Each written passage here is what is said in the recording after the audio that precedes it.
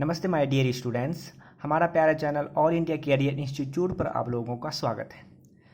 बच्चों, वो सारे बच्चे जो कि नीट में ड्रॉप किए हैं, नीट के लिए ड्रॉप किए हैं, यानी 11th-12th पढ़ चुके हैं और नीट की तैयारी कर रहे हैं ड्रॉप लेके, तो ड्रॉपर्स के लिए हम लोग बायोलॉजी में पढ़ा रहा हूँ आप लोगों को।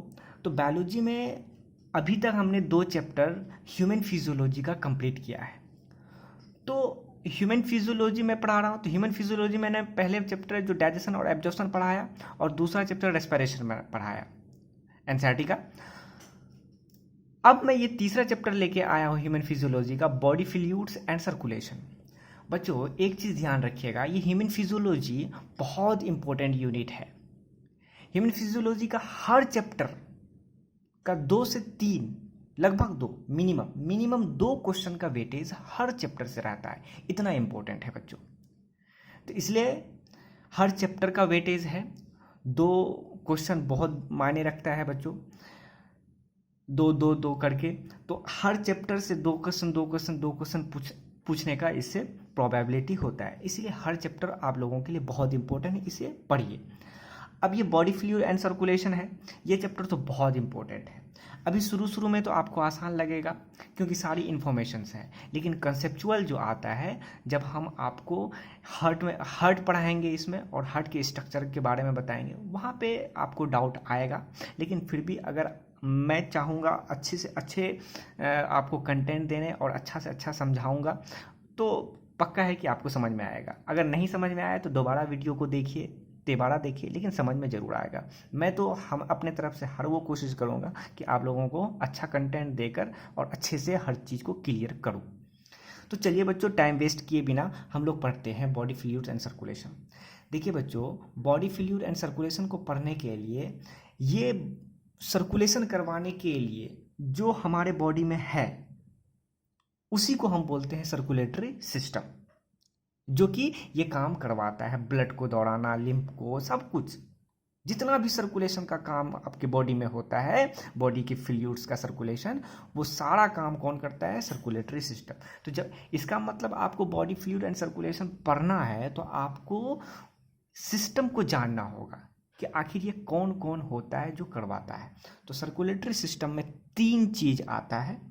सबसे पहला सर्कुलेटरी फ्लूइड, दूसरा आता है ब्लड वेसल्स और तीसरा आता है पंपिंग डिवाइस।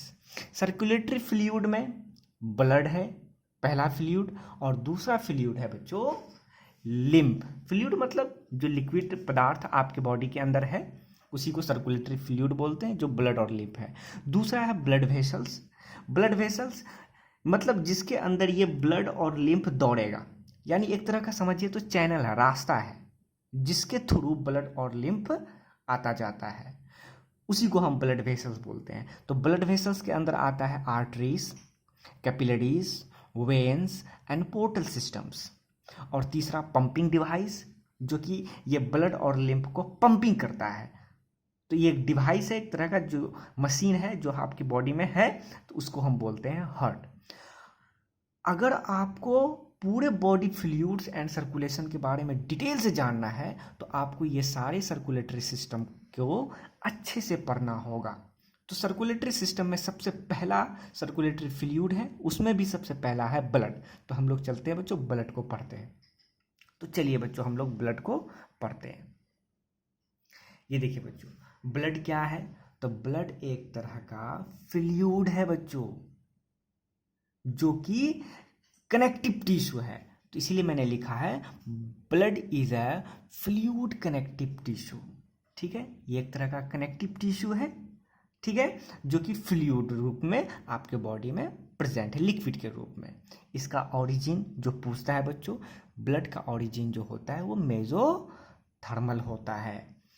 ठीक है, एक टर्म आता है बच्चों हीमेटोलॉजी। हीमेटोलॉजी मतलब क्या होता है? हीमेटोलॉजी मतलब होता है वह ब्रांच बायोलॉजी का जिस ब्रांच में हम ब्लड और ब्लड से संबंधित डिजीज, बीमारी के बारे में पढ़ते हैं, उसी को हीमेटोलॉजी कहते हैं।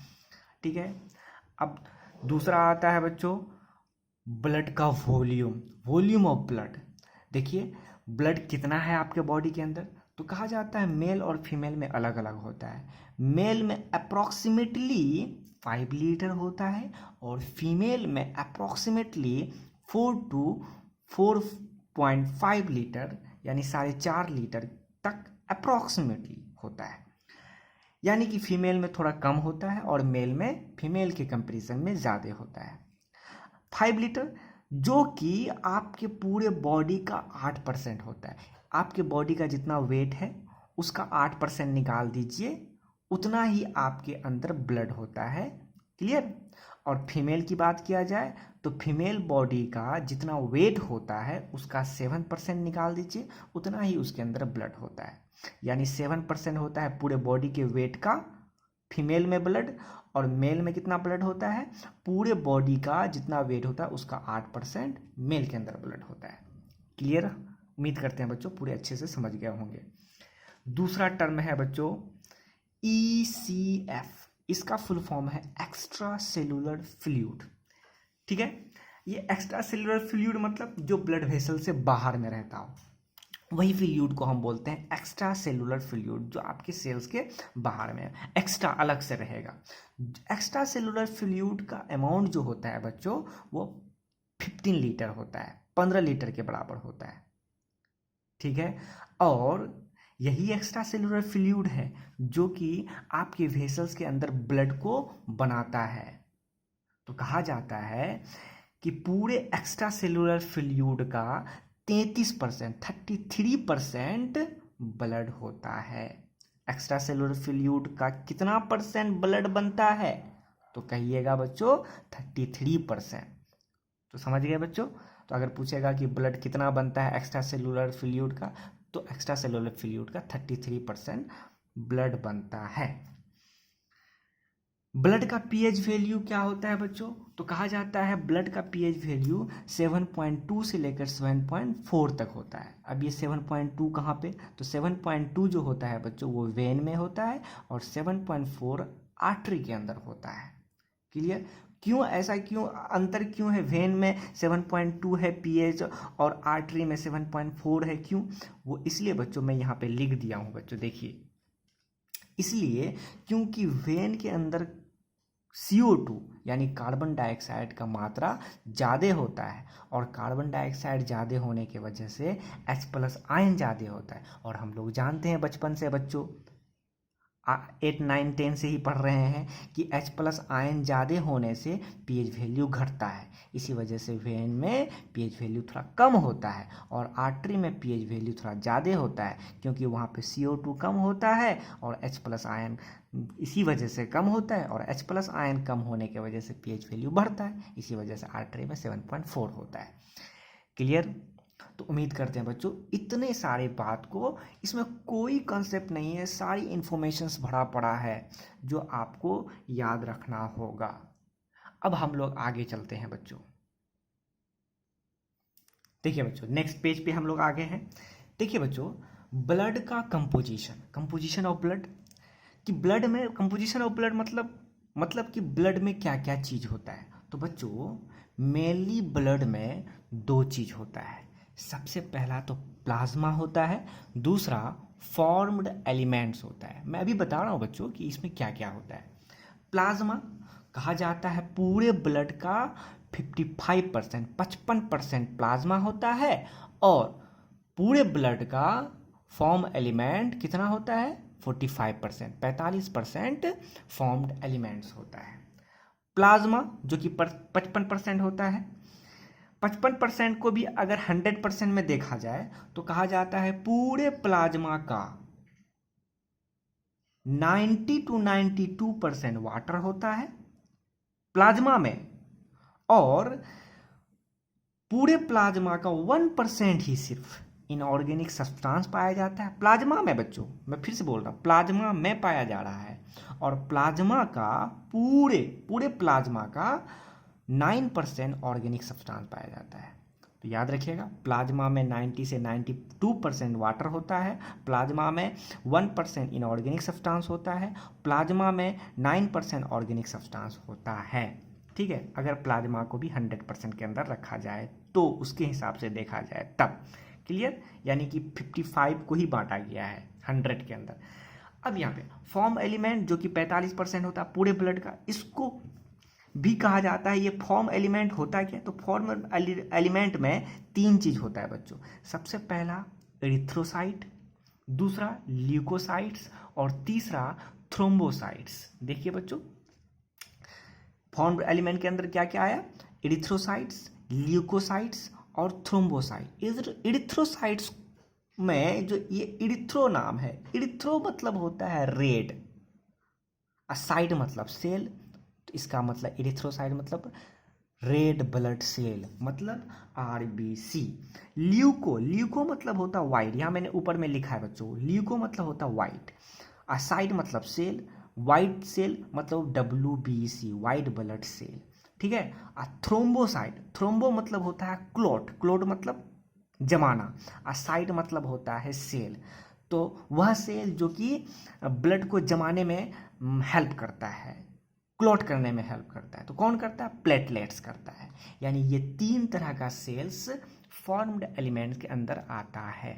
क्लियर बच्चों, मैं आपको सारा कुछ को डिटेल से समझा चुका हूं। तो इसका मतलब हम अभी तक समझ गए कि आखिर ब्लड में क्या क्या होता है। क्लियर, एकदम पूरे क्रिस्टल क्लियर हो गया कि ब्लड में क्या क्या होता है। अगर आपको पूछेगा कंपोजिशन ऑफ ब्लड बताइए तो समझा देंगे आप आसान से। कुछ नोटेड पॉइंट है बच्चों, नोटेड पॉइंट में देखिए बच्चों क्या क्या है। सबसे पहला प्लाज्मा, प्लाज्मा क्या होता है, तो अभी अभी मैंने कंपोजिशन में बताया कि प्लाज्मा क्या होता है। तो कंपोजिशन में मैंने अभी बताया कि ब्लड में 2 चीज़ पाया जाता है, एक प्लाज्मा दूसरा एलिमेंट्स। यानी पूरे ब्लड में से ये फॉर्म्ड एलिमेंट को हटा दिया जाए तो क्या बचेगा, प्लाज्मा ही तो बचेगा। तो वही मैंने यहाँ पे लिखा है कि प्लाज्मा क्या होता है, पूरे ब्लड में से फॉर्म्ड एलिमेंट्स को, यानी जो सेल्स हैं डब्ल्यूबीसी, आरबीसी और प्लेटलेट, ये सारे को हटा दिया जाए तो जो भी बचेगा ब्लड में उसी को कहते हैं प्लाज्मा, जो लिक्विड वाला पार्ट बचेगा। ठीक है। दूसरा होता है सीरम। ये सीरम क्या होता है बच्चों, कहा जाता है प्लाज्मा में से क्लॉटिंग फैक्टर्स को हटा दिया। क्लॉटिंग फैक्टर मतलब वह चीज जो कि क्लोट करवाने में हेल्प करता हो, ब्लड को जमाने में हेल्प करता हो, वो सारे को हटा दिया जाए तो प्लाज्मा में जो बचेगा उसी को हम बोलते हैं सीरम। ठीक है। दूसरा है लिम्फ। ये लिम्फ क्या होता है, तो कहा जाता है ब्लड में से आरबीसी, प्लेटलेट्स और मैक्रोप्रोटीन, ये 3 चीजों को ब्लड में से हटा दिया जाए, अब ब्लड में जो बच गया उसी को हम लिम्फ कहते हैं। उसके बाद आता है बफर सिस्टम ऑफ ब्लड। देखिए बच्चों, मैं आपको डाइजेशन में और रेस्पिरेशन दोनों में बताया हूँ कि ये बफर मतलब क्या होता है। बफर मतलब होता है वह चीज जो कि पीएच को मेंटेन किए रखता है कहीं पे भी। तो ब्लड में पीएच को मेंटेन करने वाला कौन है, तो मैं वही बता रहा हूँ कि कौन कौन है। तो बफर सिस्टम कौन कौन होता है ब्लड में, तो बफर सिस्टम सबसे पहला तो हीमोग्लोबिन होता है, दूसरा सोडियम बाइकार्बोनेट होता है, इसी को या फिर सोडियम हाइड्रोजन कार्बोनेट भी कहते हैं। तो ये दोनों ब्लड में पीएच को मेंटेन किए रखता है, इसी वजह से इस दोनों को बफर सिस्टम कहा गया है। अगला नोटेड पॉइंट देखिए बच्चों, मैं आपको दिखा रहा हूं, blood volume is regulated by the kidney. ये बहुत इंपॉर्टेंट नोटेड पॉइंट है। मतलब क्या कह रहा है कि कहा जाता है कि आपके बॉडी में जो ब्लड वॉल्यूम होता है, मतलब जो ब्लड वॉल्यूम मतलब जो आपके बॉडी के अंदर अभी अभी मैंने बताया कितना होता है, 5 लीटर होता है, और फीमेल के अंदर 4 to 4.5 लीटर होता है। इतना हमेशा रहना चाहिए, अगर घटेगा बढ़ेगा तो आपको दिक्कत है। तो उस वॉल्यूम को इतना लीटर बनाए रखने के लिए हमेशा हमेशा इतना ही लीटर होना चाहिए। इसको मेंटेन किए रखता है, रेगुलेट किए रखता है कौन, किडनी। बहुत इंपॉर्टेंट बच्चों, इसको एकदम VVI कर लीजिए बच्चों। नहीं बता पाता है, कंफ्यूज हो जाता है कि भाई ब्लड वॉल्यूम को किडनी कैसे रेगुलेट करेगा, जबकि सही यही है कि ब्लड वॉल्यूम को रेगुलेट कौन करता है, किडनी। किडनी में भी एक खास तरह का सेल पाया जाता है जिसको हम बोलते हैं जेजी सेल्स। तो यही जेजी सेल जो कि किडनी में होता है, जो कि आपके बॉडी का ब्लड के वॉल्यूम को रेगुलेट किए रखता है। कैसे रखता है, मैं थोड़ा सा इसका मैकेनिज्म बता दूं हल्का फल्का। देखिए बच्चों, जेजी सेल्स क्या करता है, किडनी में जो जेजी सेल होता है वो रिलीज करता है इरिथ्रोपोएटिन, POIETEIN, इरिथ्रोपोएटिन एक तरह का हार्मोन है। तो इरिथ्रोपोएटिन हार्मोन जो जेजी सेल रिलीज करता है, और ये हार्मोन क्या करता है, स्टिमुलेट करता है इरिथ्रोपोएसिस को। कहाँ पे, रेड बोन मेरो, जो आपके हड्डी में होता है। तो रेड बोन मेरो को इरिथ्रोपोएसिस करता है, और फिर यहाँ से वो रेड बोन मेरो क्या करता है, आपको पहले से अगर आप ड्रॉपर्स हैं तो आपको पता होगा कि रेड बोन मेरो ब्लड के यानी आरबीसी के फॉर्मेशन हेल्प करता है। तो जब तक रेड बोन मेरो स्टिमुलेट होगा नहीं, तो तब तक वहाँ पे एरिथ्रोपोएसिस होगा नहीं, तब तक ब्लड बनेगा नहीं। तो इसी वजह से जब भी अगर ब्लड की कमी हो जाता है तो क्या करता है, जेजी सेल तुरंत एरिथ्रोपोएटिन हार्मोन को रिलीज करता है, और ये एरिथ्रोपोएसिस को स्टिमुलेट करता है कहाँ पे, रेड बोन मेरो में, और फिर रेड बोन मेरो तुरंत ब्लड को बनाना स्टार्ट कर देता है। इस तरह से जेजी सेल किडनी में जो प्रेजेंट होता है ब्लड वॉल्यूम को रेगुलेट किए रखता है। क्लियर बच्चों, समझ गए। अब हम लोग नेक्स्ट पेज पे जाते हैं। जैसे कि अभी अभी हमने बताया था कंपोजिशन ऑफ ब्लड के कंपोजिशन में हमने दो पार्ट में बांटा था, एक प्लाज्मा और दूसरा फॉर्म्ड एलिमेंट्स। तो प्लाज्मा में हमने देखा था कि प्लाज्मा में क्या क्या होता है। तो प्लाज्मा में हमने देखा था वाटर होता है जो कि 90 से 95% होता है, और 1% इनऑर्गेनिक सब्सटेंस होता है, और 9% जो होता है वो क्या होता है बच्चों, ऑर्गेनिक सब्सटेंस होता है। तो सबसे पहला कंपोजिशन में सबसे पहला हम लोग आते हैं प्लाज्मा, जो कि पूरे ब्लड का 55% होता है। उस प्लाज्मा में भी क्या पाया जाता है, इनऑर्गेनिक सब्सटेंस। वाटर के बारे में क्या पढ़िएगा बच्चों, तो वाटर के बारे में नहीं पढ़ रहे हैं, डायरेक्ट हम लोग आते हैं इनऑर्गेनिक सब्सटेंस, जो कि पूरे प्लाज्मा का 1% होता है। इनऑर्गेनिक सब्सटेंस में क्या क्या होता है, तो इनऑर्गेनिक सब्सटेंस में पहला आयंस होता है। देखिए बच्चों, जिस तरह से क्वेश्चन को पूछा जाता है मैं उसी तरह से यहाँ पे मैंने आपको बताया। बहुत ज़्यादा तामझाम करके मैं नहीं बताया हूँ, सारा चीज़ सिलेक्टिव पढ़ा रहा हूँ ताकि आपको किसी भी तरह का कोई डिस्टर्बेंस ना हो क्वेश्चन को सॉल्व करने में।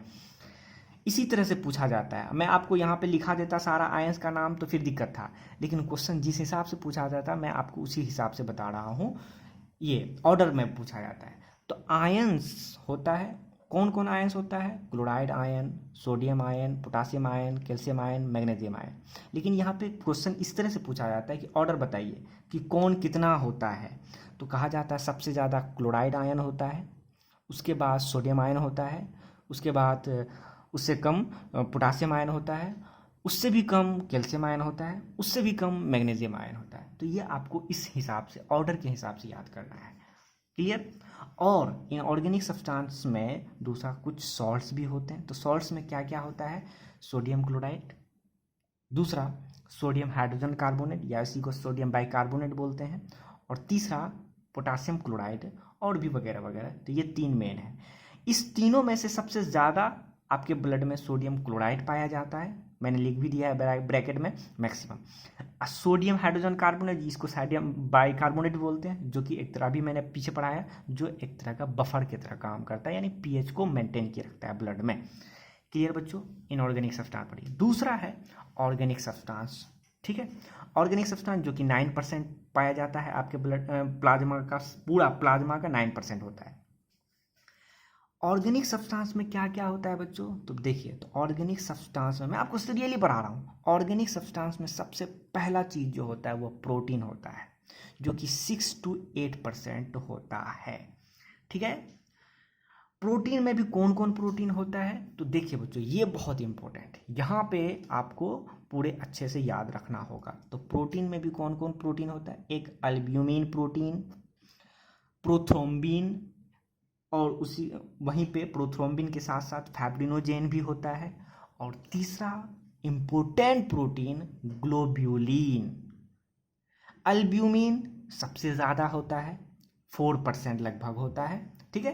प्रोथ्रोम्बिन 0.3%, और फैब्रिनोजेन भी 0.3% होता है, और ग्लोब्यूलिन जो कि 2.4% होता है आपका ब्लड में, ठीक है। मैं आपको तीन तीन बातें सबके बारे में बता देता हूँ। अल्ब्यूमिन जो कि सबसे ज़्यादा पाया जाता है, कहा जाता है ये स्मॉलेस्ट होता है, बहुत छोटा छोटा प्रोटीन होता है, ठीक है। ये अल्ब्यूमिन कहाँ पे बनता है, कहा जाता है लीवर में बनता है, यानी लीवर के द्वारा प्रोड्यूस किया जाता है, प्रोड्यूस बाय लीवर। इसका काम क्या है, ओस्मो रेगुलेशन काम है। ओस्मो रेगुलेशन मतलब कि ओस्मोसिस के रेगुलेशन को मेंटेन किए रखता है। देखिएगा बच्चों, जब कैंसर का पेशेंट होता है, कैंसर मतलब क्या, कैंसर मतलब अनकंट्रोल्ड ग्रोथ ऑफ सेल। अगर सेल का अनकंट्रोल ग्रोथ हो रहा है तो वहीं पे कहते हैं कि उसको कैंसर हो गया है। तो कैंसर के पेशेंट को क्या होता है बच्चों, वहाँ पे यही एल्ब्यूमिन प्रोटीन है जहाँ जो कि एबनॉर्मल अनकंट्रोल्ड वहाँ पे रिलीज होना स्टार्ट हो जाता है, जिसकी वजह से देखिएगा बच्चों, लास्ट स्टेज में जब स्टेज में पहुँचता है कैंसर का पेशेंट तो उसका पेट फूल जाता है।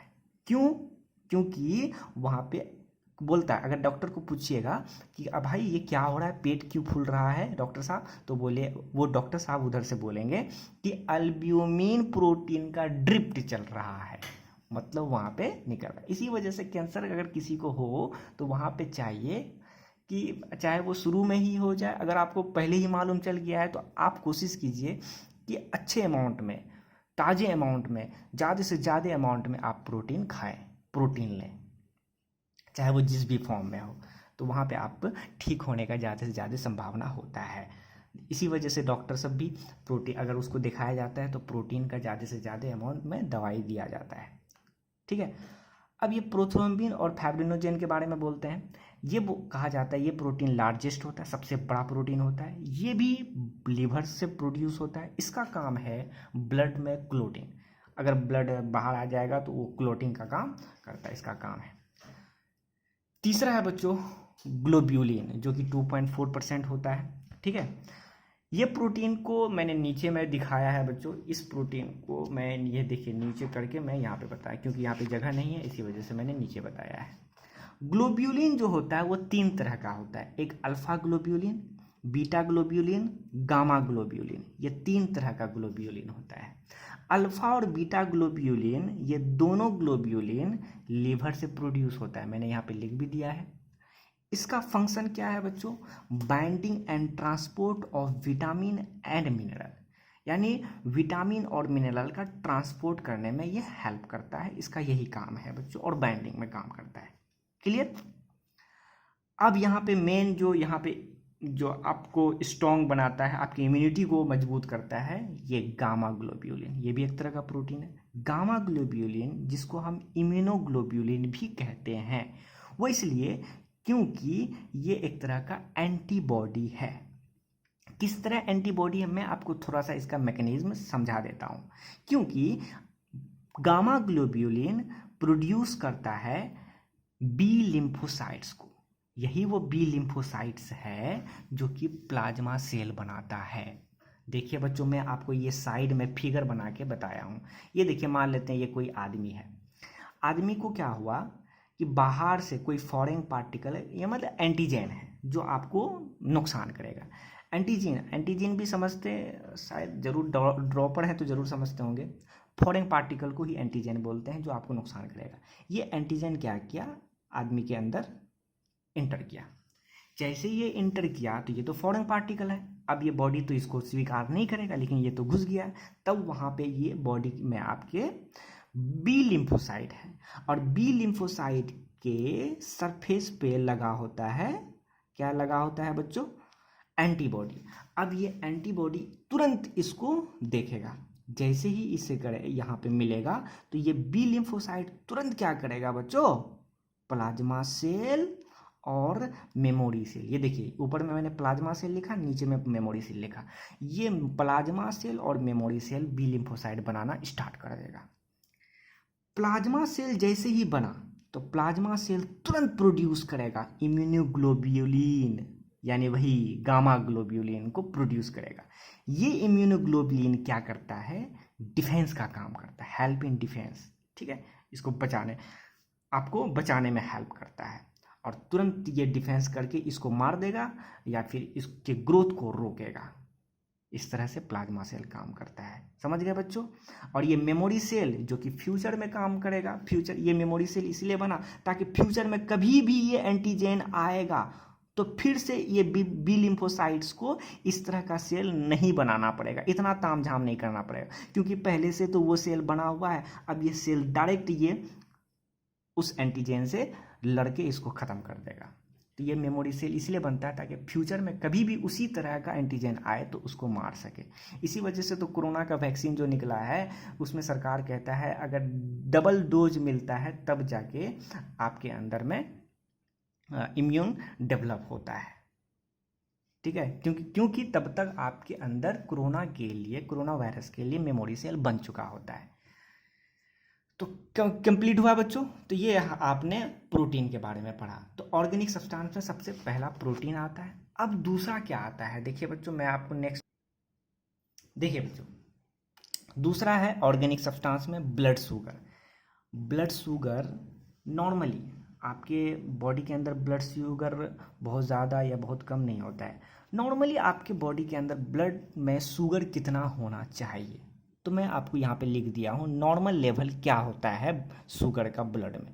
कहा जाता है कि 100 मिलीग्राम पर डेसीलीटर, DL मतलब यहाँ ऊपर मैंने लिख दिया है डेसीलीटर, पर डेसीलीटर में 100 मिलीग्राम शुगर होना चाहिए। अगर इससे कम हो गया, मान लेते हैं ब्लड ग्लूकोज लेवल क्या हो गया, इससे इस 100 मिलीग्राम से कम हो गया, तो वैसे सिचुएशन को हम बोलते हैं ग्लाइसीमिया। हाइपो मतलब कम, डिक्रीज होना, और ग्लाइसी मतलब ग्लूकोज, यानी ग्लूकोज लेवल क्या हुआ, कम हुआ है, तो उसी को हम बोलते हैं हाइपोग्लाइसीमिया हो गया है, ठीक है। और अगर 100 मिलीग्राम से अगर ज़्यादा हो गया है, यानी ब्लड ग्लूकोज लेवल क्या किया, इंक्रीज, अपवर्ड एरो है तो मतलब इंक्रीज, डाउनवर्ड एरो है तो मतलब डिक्रीज, और ज़्यादा हो गया है तो वहाँ पे हाइपर मतलब इंक्रीज, ज़्यादा होना, और ग्लाइसी मतलब ग्लूकोज, यानी ग्लूकोज लेवल क्या हो गया, हाइपर हो गया, ज़्यादा हो गया। क्लियर बच्चों। तो आपको ये याद रखना है कि नॉर्मली आपके ब्लड के अंदर शुगर कितना होना चाहिए, तो आपको याद रखना होगा 100 मिलीग्राम पर डेसीलीटर, ठीक है। दूसरा है बच्चों ब्लड कोलेस्ट्रॉल। देखिए ब्लड कोलेस्ट्रॉल लेवल अगर आपके अंदर घट गया है, कम हो गया है, तो लीवर फिर से बना देगा, लेकिन अगर बढ़ जाता है तो दिक्कत है, ठीक है। तो आपके अंदर तो फिर हमारे ब्लड में कोलेस्ट्रॉल लेवल कितना होना चाहिए, तो नॉर्मल लेवल जो होता है बच्चों आपके ब्लड में कितना होना चाहिए, वो 150 यानी 150 मिलीग्राम पर डेसीलीटर होना चाहिए कोलेस्ट्रॉल लेवल। ब्लड में यूरिया भी होता है, यूरिया का लेवल नॉर्मली कितना होना चाहिए, तो कहा जाता है 20 से 40 मिलीग्राम पर 100 मिली ml होना चाहिए, ठीक है, मिलीलीटर होना चाहिए। तो नॉर्मली 20 से 40 मिलीग्राम mg पर 100 मिलीलीटर होना चाहिए, ठीक है। अगर बाई चांस कहा जाता है ब्लड में यूरिया का लेवल इंक्रीज कर गया, ये अपवर्ड एरो मतलब मान लेते हैं इंक्रीज हो गया है, तो कहा जाता है कि वहाँ पे यूरीमिया हो गया है। तो यूरिया अगर इंक्रीज हो जाता है तो क्या हो गया, आपको यूरीमिया हो गया। यूरीमिया अगर हो गया मतलब यूरिया का लेवल बढ़ गया है, तब क्या होता है कि आपके ब्लड में जो आरबीसी पाया जाता है वो आरबीसी का शेप में चेंज होगा, और जैसे ही आरबीसी का शेप में चेंज होगा तो ब्लड में जो मैक्रोफेज है, फैगोसाइटिक सेल है, वो तो उसको छोड़ेगा नहीं, क्योंकि वो सोचेगा कि ये फॉरेन पार्टिकल है, कहाँ से ये अलग तरह का पार्टिकल्स आ गया। तब वहाँ पे मैक्रोफेज आपका क्या करेगा, इस आरबीसी को खाना या फिर उसको मारना स्टार्ट कर देगा। और जब आरबीसी का कमी होगा तो ब्लड का कमी होगा, और ब्लड का कमी होगा तो क्या हो जाएगा, आपको एनीमिया हो जाएगा। इसको हमने पिछले चैप्टर में भी अच्छे से बताया था, समझ गए बच्चों। यहाँ तक आपका ऑर्गेनिक भी खत्म हो गया, प्लाज्मा, यानी कि आपका प्लाज्मा पार्ट वाला खत्म हो गया। अब ब्लड कंपोजिशन में दूसरा वाला पार्ट है फॉर्म्ड एलिमेंट, जो कि 45% होता है पूरे ब्लड का, ठीक है। अब ये फॉर्म्ड एलिमेंट में कौन कौन होता है बच्चों, तो सबसे पहला इरिथ्रोसाइट्स, यानी उसी को आरबीसी बोलते हैं। कहा जाता है बच्चों कि आरबीसी का नंबर एक हेल्दी एडल्ट ह्यूमन में 5 से लेकर 5.5 मिलियन पर mm³ के बराबर होता है। मतलब आप अगर 1 mm³ के बराबर ब्लड निकालिएगा अपने बॉडी से, तो उस 1 mm³ ब्लड में कितना मिलियन होगा? 5 से 5.5 मिलियन ब्लड हो, ये ब्लड बोलते हैं बच्चों, आरबीसी होगा, सॉरी बच्चों, आरबीसी होगा। क्लियर? अब इससे अगर मान लेते हैं, कभी कभी होता है क्या है, घटता बढ़ता भी है। तो देखिए एक दिन में, यहाँ पे मैंने लिखा है destruction of RBC per day, एक दिन में कितना आरबीसी ब्रेक डाउन होता है, खपत होता है, तो कहा जाता है 1%। 1% आरबीसी क्या हो जाता है, आप समझ लीजिए कि 5 मिलियन का 1% कितना होता होगा, तो कितना आरबीसी मरता होगा। तो यानी डिस्ट्रक्शन होता है आरबीसी का पर डे कितना? 1%। इसीलिए बच्चों सबको चाहिए एक्सरसाइज करें या फिर ब्लड डोनेट करें। इससे आपके अंदर जो आरबीसी, मरा हुआ आरबीसी होगा, वो उसका ज़्यादा नहीं होगा, बहुत ज़्यादा आपके ब्लड में नहीं हो जाएगा। इसलिए एक्सरसाइज करते रहिए ताकि रिपेयर हो सके आपका आरबीसी, नहीं तो फिर दिक्कत होगा। तो खैर इसके बारे में क्या होगा नहीं होगा वो बाद में बताया जाएगा जब एमबीबीएस। अभी बस इतना समझिए कि एक दिन में आरबीसी कितना ब्रेक डाउन होता है? 1%। ठीक है। अब अगला है बच्चों size and shape of RBC. RBC का साइज और शेप क्या कहा जाता है? RBC in most of the mammals, ज़्यादा से ज़्यादा मेमल्स में, मैक्सिमम मेमल्स मान लेते हैं, आरबीसी का शेप जो होता है वो बाइकॉनकेव होता है। बाइकॉनकेव क्यों होता है? वो इसलिए बच्चों ताकि सरफेस एरिया इंक्रीज हो सके, ज़्यादा से ज़्यादा ऑक्सीजन को ढो सके आरबीसी, क्योंकि इसका काम तो वही होता है आरबीसी को ढोना, क्योंकि इसमें हीमोग्लोबिन होता है। ठीक है। और हमारा जो आरबीसी यानी कि ये जो मेमल्स में जो आरबीसी होता है ह्यूमन बीइंग में, कहा जाता है उस आरबीसी में न्यूक्लियस नहीं होता है और साथ ही साथ कोई साइटोप्लाज्मिक ऑर्गेनेल्स भी नहीं होता है। क्यों नहीं होता है? क्योंकि अगर न्यूक्लियस या साइटोप्लाज्मिक ऑर्गेनेल्स होगा तो वो ऑक्सीजन ढोएगा क्या, वो और अपने ही खा जाएगा, उस ये ऑक्सीजन को खुद यूटिलाइज कर लेगा। इसी वजह से नेचर ने क्या किया, ऊपर वाले ने इसके अंदर से साइटोप्लाज्मिक ऑर्गेनेल्स और न्यूक्लियस को ही हटा दिया, सिर्फ और सिर्फ उसके अंदर हीमोग्लोबिन डाल दिया ताकि ये यूटिलाइज ना करे। अब सोचिए ना बच्चों, अगर मान लेते हैं कोई ट्रक है, उसमें आप अगर कोई सामान, मान लेते हैं कोई आदमी है, उसको आप कोई सामान खाने वाला आप बोले कि इस सामान को तुम पहुंचा दो, अब वो खुद ही खा जाए तो वो पहुंचाएगा क्या? इसी वजह से आरबीसी के अंदर वो चीज़ मिटा ही दिया, यानी कि न्यूक्लियस और साइटोप्लाज्मिक ऑर्गेनेल्स को हटा दिया ताकि ये ऑक्सीजन को यूटिलाइज ही नहीं कर सके, अलग अलग सेल को हमारे बॉडी को दे सके। तो चूंकि रिड्यूस यूटिलाइजेशन ऑफ CO2 बोलते, सॉरी बच्चों, O2, ऑक्सीजन के यूटिलाइजेशन को रिड्यूस करता है। क्यों? क्योंकि इसके पास न्यूक्लियस या साइटोप्लाज्मिक ऑर्गेनेल्स नहीं होता है। नहीं तो फिर आरबीसी में जो बचा हुआ उसका मेम्ब्रेन वगैरह कुछ भी होता है तो फिर वो फिर कहाँ से करता है? कहा जाता है बच्चों, मैं आपको यहाँ पे घेरा बना के लिखा दिया हूँ कि आरबीसी को भी तो जिंदा रहने के लिए चाहिए ऑक्सीजन। तो वो कहा जाता है कि वहाँ पे जो वो ऑक्सीजन से रेस्पिरेशन नहीं करता है, वो बिना ऑक्सीजन के एब्सेंट में रेस्पिरेशन करता है। तो अगर आप कोई भी ऑर्गेनिज्म एब्सेंस ऑफ ऑक्सीजन में रेस्पिरेशन करता है तो वैसे रेस्पिरेशन को एनारोबिक रेस्पिरेशन, तो इसका मतलब आरबीसी कौन रेस्पिरेशन करता है बच्चों? एनारोबिक रेस्पिरेशन करता है। तो एनारोबिक रेस्पिरेशन करता है यानी ऑक्सीजन नहीं लेता है, तो ऑक्सीजन नहीं लेता है तो इसका मतलब क्रेब्स साइकिल होने के लिए जो भी इंजाइम्स होता है इसमें नहीं होता है। क्लियर बच्चों? तो चलिए अब आगे हम लोग पढ़ें बच्चों, अगला चैप्टर में देखिए अब हम लोग पढ़ते हैं हीमोग्लोबिन के बारे में। अभी मैंने आरबीसी बताया बच्चों, आरबीसी में पाया जाता है बच्चों क्या? हीमोग्लोबिन, जिसको हम डिनोट करते हैं एचबी से।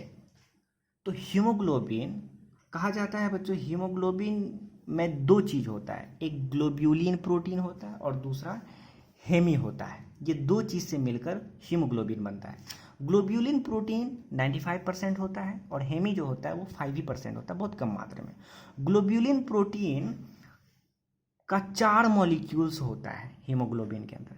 तो आपको पूछा जा सकता है, मैं आपको ये रेस्पिरेशन में इसका ये हीमोग्लोबिन का पूरे स्ट्रक्चर फिगर बना के मैंने समझाया है, इसी वजह से यहाँ पे मैंने फिगर नहीं बनाया है, सिर्फ आपका कंपोनेंट को लिखा के हम चले गए हैं।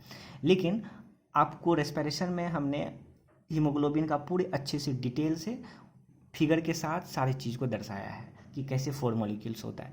तो ग्लोब्यूलिन प्रोटीन का कितना मॉलिक्यूल्स होता है बच्चों? 4 मॉलिक्यूल्स होता है, और हेमी का भी 4 मॉलिक्यूल होता है। ठीक है, 4 मॉलिक्यूल्स में 2 मॉलिक्यूल जो होता है वो अल्फा ग्लोबिन चेन होता है, और 2 मॉलिक्यूल जो बचा वो बीटा ग्लोब्यूलिन चेन होता है। यानी ग्लोब्यूलिन भी यहाँ पे कैगो होता है? 2 तरह का होता है, 2 गो अल्फा और 2 गो बीटा ग्लोब्यूलिन चेन होता है। हेमी जो कि 5% होता है उसका भी 4 मॉलिक्यूल्स होता है। तो 4 मॉलिक्यूल्स यहाँ पे 4 मॉलिक्यूल्स में कौन कौन होता है? एक पोरफायरिन का रिंग होता है, और दूसरा Fe2+ यानी जिसको हम फेरस बोल सकते हैं, आयरन का एक रूप है, फेरस बोल सकते हैं, ये होता है बच्चों। इसमें से अगर यहाँ भी 4, तो ये एक ही जगह लगा होता है, इसी वजह से यहाँ भी 4 यहाँ भी 4, एक्चुअली में 4 ही होता है। यहाँ आप ये नहीं समझ जाइएगा कि 4 4 8 हो गया तो फिर यहाँ 4 ही मॉलिक्यूल क्यों, क्योंकि एक ही जगह होता है ना, इसी वजह से पोरफायरिन रिंग भी 4 मॉलिक्यूल्स और आयरन भी 4 मॉलिक्यूल्स होता है 4 ही बच्चों। यहाँ 8, ये दोनों 4 4 8 हेमी नहीं समझ जाइएगा। क्लियर बच्चों? क्योंकि ये दोनों मिलकर तब जाके एक हेमी बनता है। समझ गए बच्चों? तो इस तरह से हीमोग्लोबिन का कंपोनेंट भी समझ गए।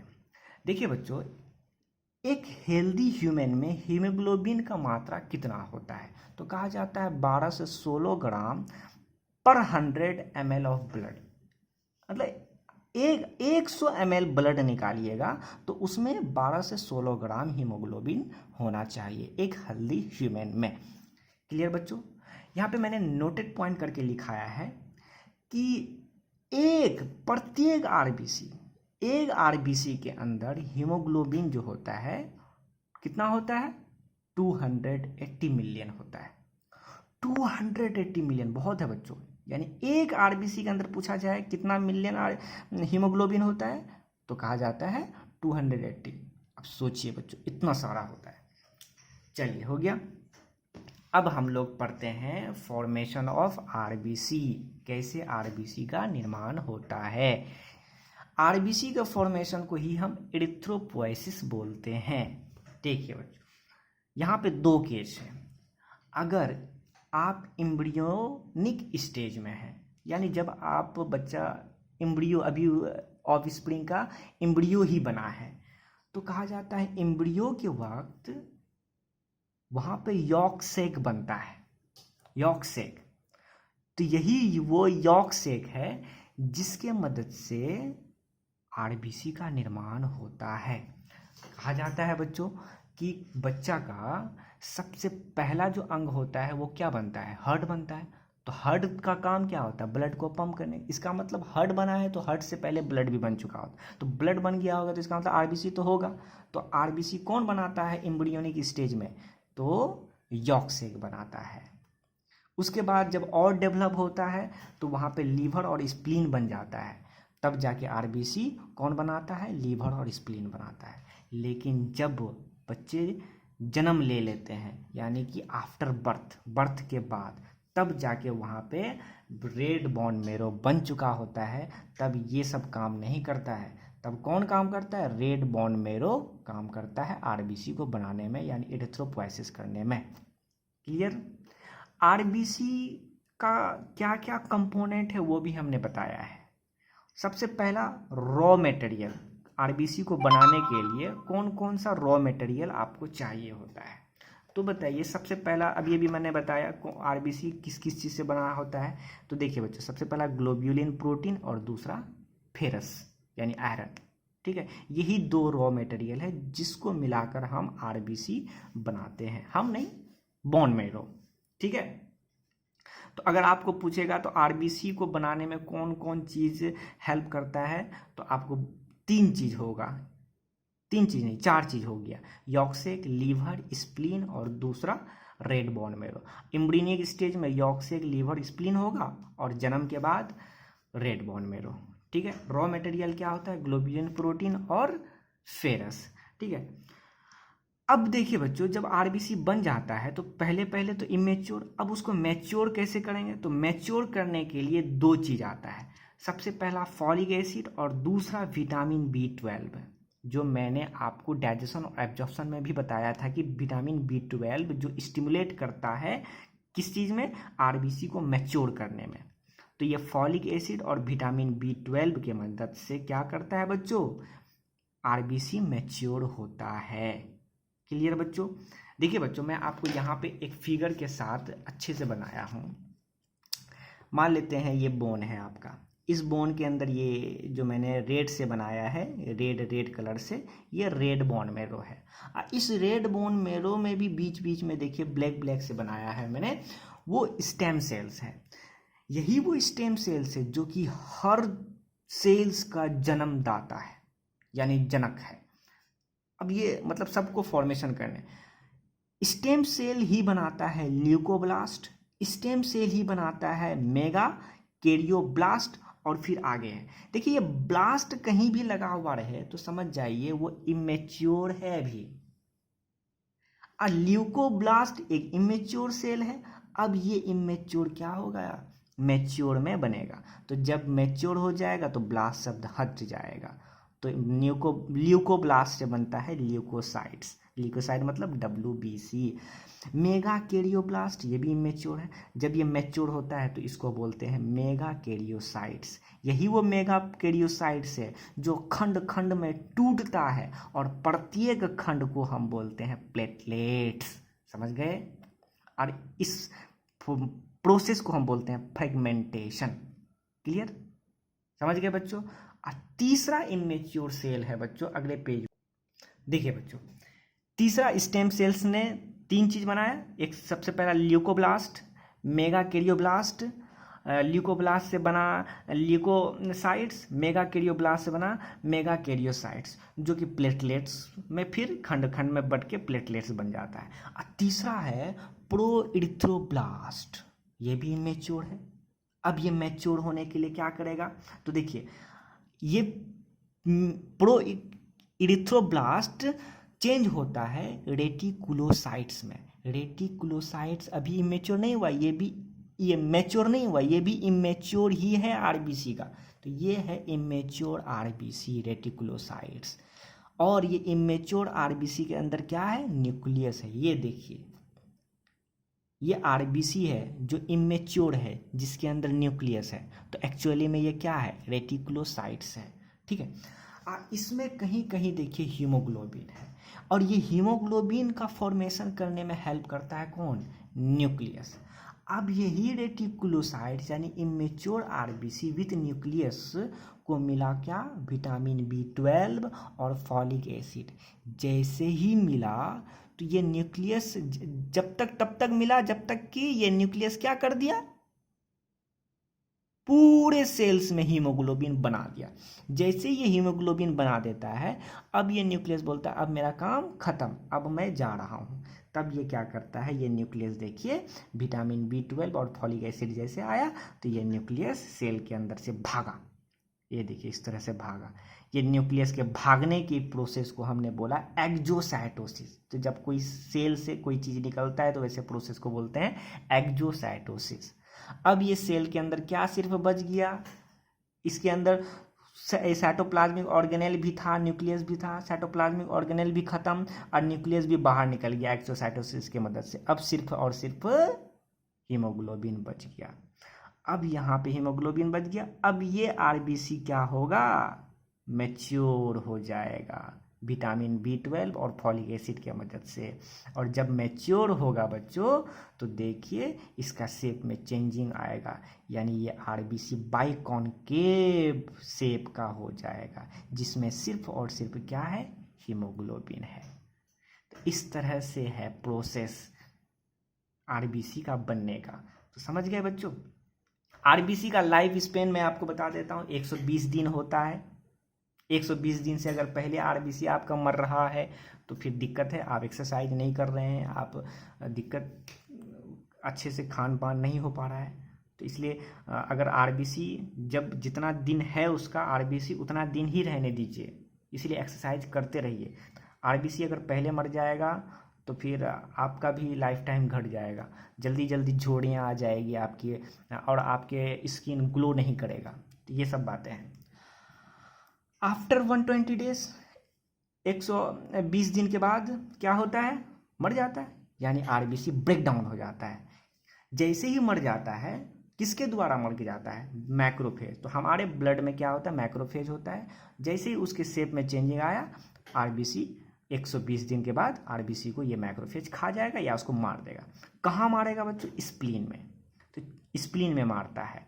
चूंकि स्प्लीन में मारता है, इसी वजह से स्प्लीन को हम ग्रेवयार्ड ऑफ आरबीसी, आरबीसी का कब्रिस्तान कहते हैं स्प्लीन को, क्योंकि वहीं पे मार के रख देता है ना। या फिर स्प्लीन को हम ब्लड बैंक ऑफ आरबीसी, जब हम लिम्फेटिक सिस्टम पढ़ाएंगे वहाँ पे बताएंगे कि क्यों ब्लड बैंक। अभी मैं आपको थोड़ा बता देता हूँ। स्प्लीन को ब्लड बैंक इसलिए कहते हैं क्योंकि आरबीसी, ज़्यादा से ज़्यादा आरबीसी का स्टोरेज यहीं पे होता है, इसी वजह से इसको ब्लड बैंक कहते हैं। थोड़ा मैं आपको मैकेनिज्म बता देता हूँ बच्चों। देखिए, मान लेते हैं कि ये आरबीसी है, ठीक है, और आरबीसी में क्या होता है, हीमोग्लोबिन होता है, और हीमोग्लोबिन दो रॉ मटेरियल से बना होता है, एक हेमी दूसरा ग्लोब्यूलिन, ठीक है। अब ये हीमोग्लोबिन, जब हीमोग्लोबिन में हेमी है, और हेमी जब टूटता है बच्चों तो इससे दो चीज़ मिलता है, एक तो फेरस यानी आयरन, और दूसरा पोरफेरिन। ये आयरन जब बना तो ये आयरन कहाँ स्टोर है, देखिए मैं यहाँ पे लिखा हूँ स्टोर, ये स्टोर हो जाता है कहाँ पे, आपके लीवर में। और ये पोरफेरिन जो होता है ये कन्वर्ट हो जाता है बाइल पिगमेंट में। लेकिन ये बाइल पिगमेंट में कन्वर्ट कौन करता है, ये लीवर कन्वर्ट करवाता है पोरफेरिन को, जो कि हाईली टॉक्सिक होता है। जी हाँ बच्चों। और यहाँ पे जो दूसरा ग्लोब्यूलिन है, ये भी जब ये हीमोग्लोबिन से टूटा, और तो जब ये टूटा तो ये ग्लोब्यूलिन भी लीवर में आके जमा होता है, स्टोर होता है। इस तरह से ब्रेक डाउन होता है आरबीसी का। तो एक्चुअल मैकेनिज्म आपने समझ लिया, तो यहीं से आरबीसी खत्म। अब यानी इरिथ्रोसाइट खत्म, सारा चीज़ हमने समझा दिया एक एक करके। अब अगला है डब्ल्यूबीसी यानी ल्यूकोसाइट्स, ये बच गया है। मैं आपको अगले, और प्लेटलेट्स, ये दोनों चीज़ अगले लेक्चर में। लेक्चर बहुत बड़ा हो गया है बच्चों, मैं इतना नहीं समझ रहा था कि इतना ज़्यादा होगा, लेकिन चूंकि बड़ा हो गया आपको एक्सप्लेन करने के चक्कर में, लेकिन फिर भी बहुत इम्पोर्टेंट से मैंने सारी चीज़ को एक्सप्लेन करके समझाया है। और आप लोग समझिए, एक बार नहीं, 2 बार 3 बार ज़रूर इसको नोट कीजिए, और ज़्यादा से ज़्यादा कोशिश कीजिए कि वीडियो को ध्यान से, कंसंट्रेट से समझें, आपको ज़रूर सब कुछ समझ में आएगा। इस तरह से आप अच्छा मार्क्स से अच्छे कर सकते हैं। तो अब मैं आपको अगला जब वीडियो आएगा बच्चों, 1-2 दिन में आ जाएगा, फिर वो आपको समझा दिया जाएगा। तो थैंक यू सो मच बच्चों। लाइक करके बताइए, कमेंट कीजिए, और सब्सक्राइब जो नए हैं तो वो तो सब्सक्राइब करेंगे ही, ज़रूर कीजिए बच्चों। तो थैंक यू सो मच बच्चों।